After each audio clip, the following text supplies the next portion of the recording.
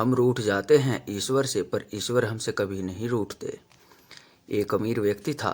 उसने समुद्र में अकेले घूमने के लिए एक नाव बनवाई और छुट्टी के दिन वह नाव लेकर अकेले समुद्र की सैर करने निकल पड़ा।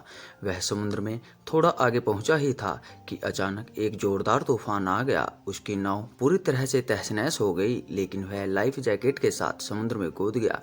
जब तूफान शांत हुआ तब वह तैरता तैरता एक टापू पर जा पहुंचा, मगर वहां भी कोई नहीं था। टापू के चारों ओर समुद्र के अलावा कुछ भी नजर नहीं आ रहा था।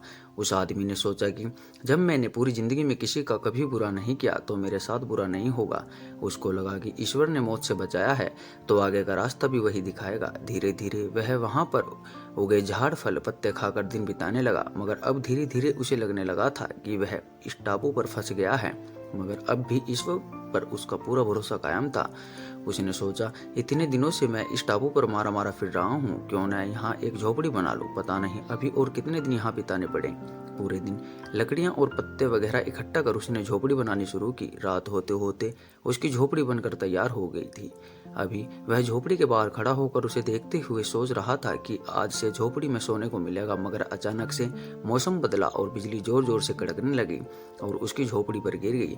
उसके देखते ही देखते झोपड़ी जलकर खाक हो गई। यह देखकर वह व्यक्ति टूट गया।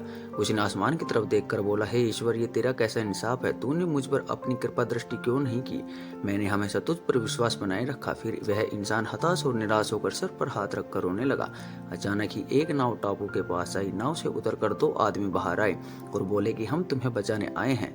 दूर से इस वीरान टापू में जलता हुआ झोपड़ा देखा तो लगा कि कोई उस टापू पर मुसीबत में है। अगर तुम अपनी झोपड़ी नहीं जलाते तो हमें पता नहीं चलता कि टापू पर कोई है। उस आदमी की आंखों से आंसू गिरने लगे। उसने ईश्वर से माफी मांगी और बोला कि हे ईश्वर, मुझे क्या पता था कि तूने मुझे बचाने के लिए मेरी झोपड़ी जलाई थी। यकीनन तू अपने बंदों का हमेशा ख्याल रखता है। तूने मेरे सब्र की परीक्षा ले ली है, लेकिन मैं उसमें असफल हो गया। मुझे क्षमा कर दो। इस कहानी से यही सीख मिलती है कि दिन चाहे सुख के हों या दुख के, भगवान अपने बंदों के साथ हमेशा रहते हैं। हाँ, हम एक बार ईश्वर से रूठ सकते हैं, लेकिन ईश्वर हमसे कभी नहीं रूठते। वह हमेशा अच्छा ही करते हैं। अक्सर हमारे साथ भी ऐसी परिस्थिति है, हम पूरी तरह निराश हो जाते हैं और अपने ईश्वर या नियति से रूठ जाते हैं और विश्वास खो देते हैं, जिससे हमारे आत्मविश्वास में भी गिरावट आती है। लेकिन फिर बाद में हमें पता चलता है कि परमात्मा ने जो किया वह अच्छा ही किया था, नहीं तो आज मैं यहाँ न होता। इसलिए मुसीबत या दुख के समय हार मानने के बजाय लगातार अपने कर्तव्य करते रहिए और बाकी अपने परमपिता परमेश्वर पर छोड़ दीजिए, क्योंकि वह जो करेंगे निश्चित अच्छा ही करेंगे। कहानी अच्छी लगी हो तो लाइक करें व चैनल को सब्सक्राइब करें। धन्यवाद।